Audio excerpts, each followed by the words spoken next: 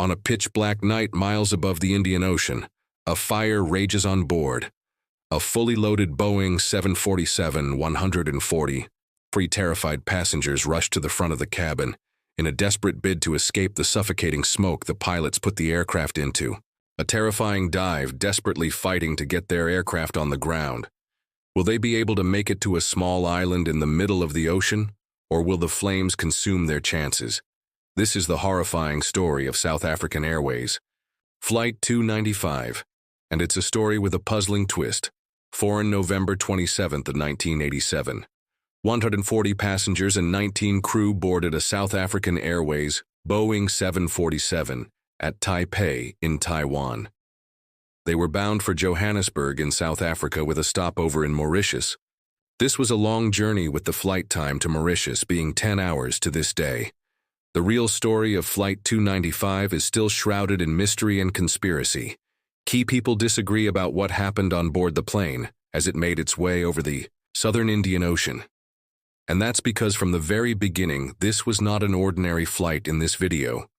We're going to try to piece together what happened Flight 295 using three key jigsaw pieces. The story begins in Taipei as the passengers boarded, and as cargo was loaded onto the aircraft. South African Airways used a version of the 747, known as the Combi, as it combined both passengers and cargo on the same deck. The front two-thirds of the massive plane were used to carry passengers, while the rear third was used for cargo. The majority of the passengers were South Africans returning home, though there were also many Japanese and Taiwanese nationals on board, as well as some passengers from Europe and Australia. Open the cockpit was a highly experienced crew. The captain was David Ice, a 49-year-old former Air Force pilot, with nearly 14,000 hours of flying experience. In a matter of hours, he would be face-to-face with one of his worst nightmares, something he had been quietly concerned about for years. Sitting to his right, his 36-year-old First Officer David Hamilton had over 7,000 hours total flying experience, and like the captain, about 4,000 of these were on the 747. Behind the two pilots was 45-year-old flight engineer Giuseppe Bellagarda. He too had thousands of hours flying to 747. On this night, he would be the first to discover the true nature of the emergency. Given the length of this flight, there were two more flight crew in the cockpit ready to take over during the flight's long cruise over the ocean. These were 37-year-old relief pilot Jeffrey Virtual and 34-year-old flight engineer Alan George Daniel. All appeared normal as the crew righted their massive aircraft for a departure for what was one of the longest routes in the airline's network. But if some accounts of this incident are to be believed, something has already gone seriously wrong. We'll return to what this might be in a moment. At 10:15 that night, the 747 was pushed back from the gate at Taipei. The 140 passengers settled in for the long journey, while the pilots began readying their aircraft for takeoff. The route to Mauritius would be an unusual one. In the 1980s, South Africa was an international pariah. It was ruled by an extremist racist government, and this meant that dozens of countries had banned it from flying in their airspace. Flights coming from Europe had to circumnavigate the entire African continent to get to South Africa, and tonight Flight 295 would be no different. It would first have to fly south over the South China Sea, avoiding Southeast Asian airspace before skirting along the Vietnamese coast, and then finally turning southwest. To head towards Mauritius, these restrictions would form a crucial part of one of the scenarios which we'll explore shortly. If you're not a fan of restrictions, then you'll need to get Atlas VPN. Atlas VPN allows you to unlock your favorite movies and TV shows from all around the world by bypassing national restrictions. So if you're abroad in a country like China, where YouTube is banned, you'll still be able to watch these episodes of Green Dot Aviation. I like to use Atlas VPN when I'm buying things online because companies can't artificially increase the price based on my location or on whether I've searched for that product before. So whether I'm booking flights or hotels or just buying stuff online, I know I'm getting the best price. It's even got a built-in ad blocker and malware blocker, which notifies you when someone is trying to steal your data. All of this is especially important if, like me, you use Wi-Fi in public places like airports or cafes, and best of all, Atlas VPN is now running a huge discount. By clicking on my link in the video description, now you can get a 3-year subscription for just $1.99 per month. And this deal covers all of your devices. And if you don't like it, you get your money back with a 30-day money-back guarantee. So click my link in the video description and get your Atlas VPN membership at a huge discount now. Back to the video. At 25 minutes past 10, local time flight 295 rocketed down the runway at Taipei and lifted off into the pitch-black sky. The captain turned the plane south and began the long journey towards Mauritius. About half an hour after takeoff, the flight reached its initial cruising altitude high above the South China Sea. The pilots continued south along the planned route, making routine position reports to air traffic controllers at Hong Kong, Bangkok, and Kuala Lumpur. So far, everything was going to plan. About 90 minutes after takeoff, the pilots also made a routine call to a radio station operated by South African Airways, all the way over in Johannesburg. This station was known as ZUR, and it was manned 24/7 by a radio operator employed by South African Airways. The purpose of ZUR was to enable the airline to keep track of its fleet of aircraft around the world and to deal with any problems as they arose. It was considered an important service by the airline at a time when the country's political situation made it very difficult to operate internationally. In fact, South African Airways was one of only 2 airlines in the world which had such a service, the other being British Airways. But on this night, something unusual would happen at SUR, highly unusual. In fact, this something would pave the way for a frighteningly sinister interpretation of events, which we're now about to see unfold as the pilots chatted in the cockpit. A bar service went through the passenger cabin. This was followed shortly after by a dinner service. This is typically how meals are served on long-haul flights departing late in the evening. Dinner and drinks are served, and then the passengers sleep until the plane reaches its destination. Naturally enough, the pilots didn't get to enjoy the full range of what the drink service had to offer. But when the dinner service came around, they were served the food from the Fresca's cabin. However, after so many years of the same meals, the food had lost its appeal, and the pilots complained about it to each other as they ate. We know this discussion about dinner took place because the cockpit voice recorder contains several minutes of it. But if you've watched a few of these videos, you know that the cockpit voice recorder only records the final 30 minutes of the flight. And this is where the first peculiarity of this flight emerges. Flight 295 does not crash in the next 30 minutes. In fact, it will spend the next 8 hours traversing the southern Indian Ocean. Why, then, is there a discussion about dinner on the cockpit voice recorder? Dinner, which took place near the beginning of the flight hours, before the plane would end up declaring an emergency to Mauritius air traffic control. This is where the first of those 3 puzzle pieces I mentioned earlier comes in. Let's listen to the audio from the cockpit voice recorder. This reveals the very moment when the quiet calm of the cockpit is disrupted by the first sign of trouble: foreign laughter. Laughter right now. Don't be fooled by the calm and the pilots' voices. They were now facing the worst kind of emergency. An aircraft can face an in-flight fire. If you've seen my video on Swiss Air Flight 111, you know how quickly fire can consume an aircraft immediately. The pilots of Flight 295 got to work tearing through checklists and trying to determine the nature and source of the fire and extinguish it. Within seconds, the extent of the fire was becoming apparent. Those popping circuit breakers the flight engineer mentioned were popping because the fire was burning through the electrical wires. They were connected to this. Wasn't just some cigarette smoke triggering the smoke alarm. This was fast becoming an inferno. The pilot's instruments indicated that the fire had taken hold in the main deck cargo area just behind the passengers. They had to extinguish it, and fast. If they had any chance of making it down alive, they had to act now. But after tripping dozens of circuit breakers, the fire's next victim was none other than the wires connected to the cockpit voice recorder itself. This was the last sound recorded by the cockpit voice recorder, as the fire burned through the wiring, supplying it with power. As far as our investigation is concerned, we are now left in the dark, And in this darkness lie two possible scenarios, two beacons of light. Where was Flight 295? When the cockpit voice recorder blinked out of existence, was it here, or was it here? To help us answer that question, we need to take a look at the second of the three puzzle pieces. What you're about to hear is the recording of the conversation between Captain Ice and an air traffic controller at Mauritius. This is separate from the recording we just heard, which was internal audio from the cockpit. This audio is a tape recording from the control tower at Mauritius. Foreign. Do you request a full emergency? Please, a full emergency, thank you. The pilots were now about 200 miles from Mauritius, descending rapidly to 14,000 feet. Now this audio should settle it. Surely it shows the plane had made it all the way across the ocean to Mauritius before the fire started. So what must have happened is that the cockpit voice recorder recorded the outbreak of the fire about 200 miles from Mauritius, but then the fire cut off the power supply to the recorder, and shortly after the pilots began descending and contacted air traffic control. It all fits, except there's still that issue of the discussion about dinner.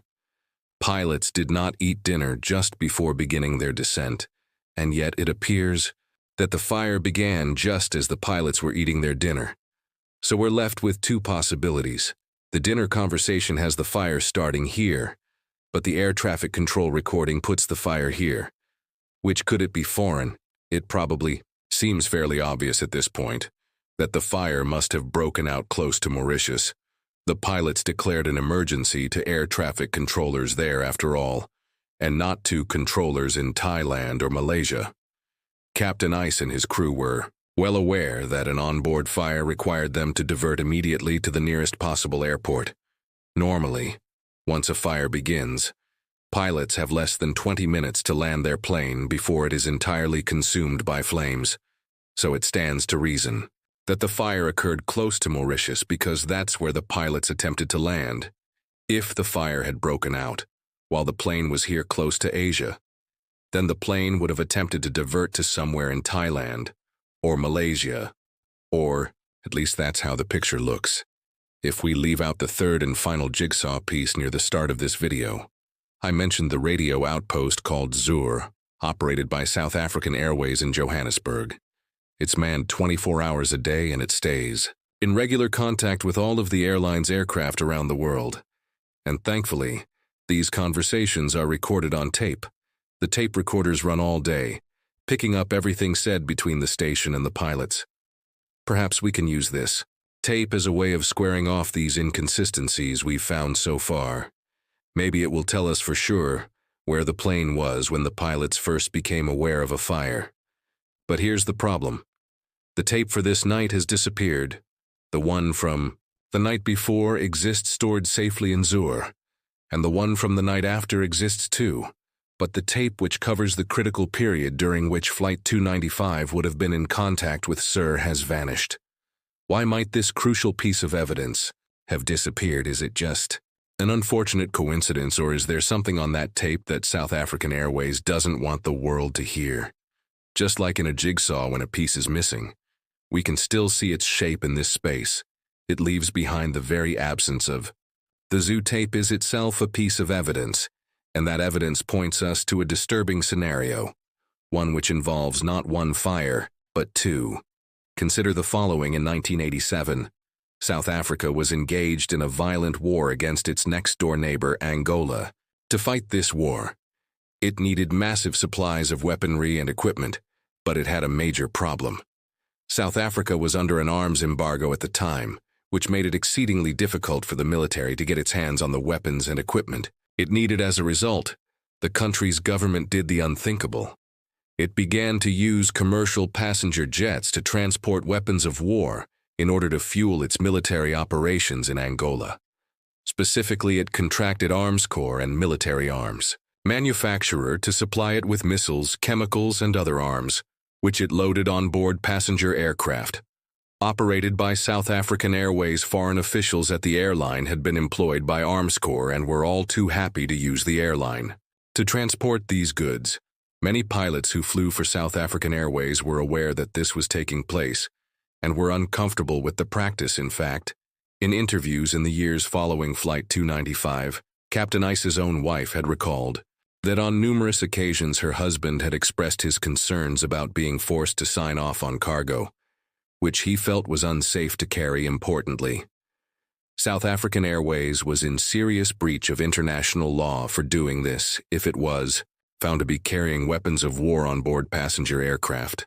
The airline would be done for South Africa, would be shut off from the rest of the world. With this established, let's go back to that third puzzle piece, the missing Zertops, see where it fits. Let's play out a scenario which fits the available evidence. It's the middle of the night and South African Airways Flight 295 cruises high above the South China Sea. As the pilots chat amongst themselves, an alarm sounds in the cockpit. In the cargo compartment just behind the passengers, smoke has started billowing out from one of the pallets. The pilots immediately begin grappling with the problem, running through the checklists to put the fire out. The captain knows that this fire could have been started by weaponry, which was illegally smuggled on board by South African Airways. He also knows that if he declares an emergency to air traffic control and manages to make it down to a nearby airport, his plane will be inspected upon landing, and he knows that if this inspection turns up illegally carried weapons, the airline is done for. South Africa would lose its national airline, and he would lose his job as the pilots go through the checklist and attempt to extinguish the blaze. Captain Ice has a decision to make if he can put the fire out. Should he continue to Mauritius or land immediately? He radios Zur in Johannesburg and asks the airline for guidance.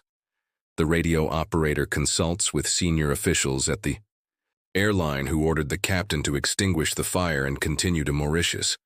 They know that if Flight 295 declares an emergency and lands now, it's game over for the airline. In this scenario, the pilots manage to extinguish the blaze and then continue on to Mauritius, where a few hours later the fire reignites and spells disaster. Let's say for a moment that this scenario is what took place. Surely in those crucial moments when the fire first broke out, Captain Ice's desire to save his own life and those of his passengers would weigh more heavily on his mind than any abstract political or career considerations. Would he really risk his own life and the lives of over 100 people just to save his job and his country's airline? Without the Zor tapes were left in the dark as to what exactly went on this night.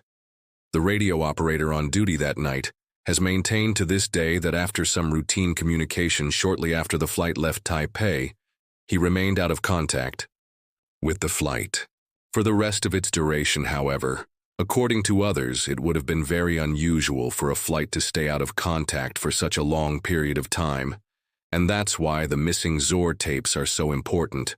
Without them, we can't know whether Flight 295 received orders to put the fire out and continue the journey, only to have the fire reignite as it neared Mauritius, this time taking the plane down. What we do know is that there was a fire on board as the flight neared Mauritius. In the cargo compartment just behind the passengers, the front right pallet was engulfed in flames. As the pilots put the aircraft in a steep descent, the passengers rushed to the front of the plane to escape the heat and smoke from the raging inferno. Behind them, a flight attendant rushed to the cargo compartment to extinguish the blaze but dropped their fire extinguisher without ever discharging it, as the fire was too big to tame. At this point, the pilots turned off the recirculation funds in an effort to prevent the spread of toxic smoke and fumes throughout the cabin. But given the intensity of the fire and the sheer amount of smoke it produced, stopping the recirculating fans had almost no effect on the amount of smoke entering the cabin. A number of passengers died as a result of carbon monoxide poisoning as the smoke spread throughout the plane. As each techless item failed to contain the spread of the fire, it began to burn through wiring in the aircraft ceiling, disabling the pilots' instruments one by one. Their eyes and ears on their plane were failing as they desperately tried to coordinate their arrival with Mauritius air traffic control. They were still more than 150 miles from the airport, and time was running out as the awkward smoke built up inside the cabin and the cockpit. The pilots reached a point in the fire and smoke checklist which called for them to do something unthinkable in a passenger aircraft. It called for them to open the door mid-flight. With the plane still thousands of feet above the water, a flight attendant rushed to the front cabin door and heaved it open. Nothing but a black abyss waited outside, accompanied by howling winds of almost 400 kilometers per hour. Whatever relief. From the smoke this brought the passengers, it did nothing to stop the fire, which continued to rage on now burning through critical aircraft systems. The noise in the cabin was tremendous as the air rushed through it, and the pilots had to shout. To hear each other at nighttime and with their instruments failing, it became increasingly difficult to tell what was going on. The pilots fought on for as long as they could, but it was a losing battle. The fire had now begun to weaken the structure, the aircraft itself, 7 minutes past 4 in the morning local time. I still over 100 miles from the airport flight. 295 broke apart in midair. The aircraft impacted the water in 3 pieces and sank to the depths of the ocean. 14,000 feet onto the surface, there were no survivors. So what caused the fire? What was being carried in the front right pallet in the cargo compartment? The official investigation examined parts of the wreckage which were dredged up from the bottom of the ocean. However, they were unable to determine the cause of the fire. Experts were able to tell that the fire burned at well over 1,000 degrees Celsius, which suggests that highly combustible materials must have been on board. So if the physical evidence itself is inconclusive, what other evidence do we have to go on? What about the cargo manifest for the flight generated in Taipei? Well, it was shredded shortly after the accident. Nonetheless, another version of it appeared over the course of the investigation, and it listed an assignment of computer components as being in the front right pallet, where the fire started. These components included lithium batteries, which are known to be flammable. This would not be the first or the last time that exploding batteries down the passenger jet, but the kinds of batteries carried on this flight were thought by some investigators to be too small to cause such a fire, and regardless of that, they were not known to spontaneously combust. Some fire experts who examined the wreckage concluded that the intensity of the blaze was such that the ignition source must have had its own oxygen supply. Nothing on the cargo manifest fit this bill, but again, it wouldn't be the first time the South African Airways had smuggled dangerous goods on board their aircraft without listing them on the manifest.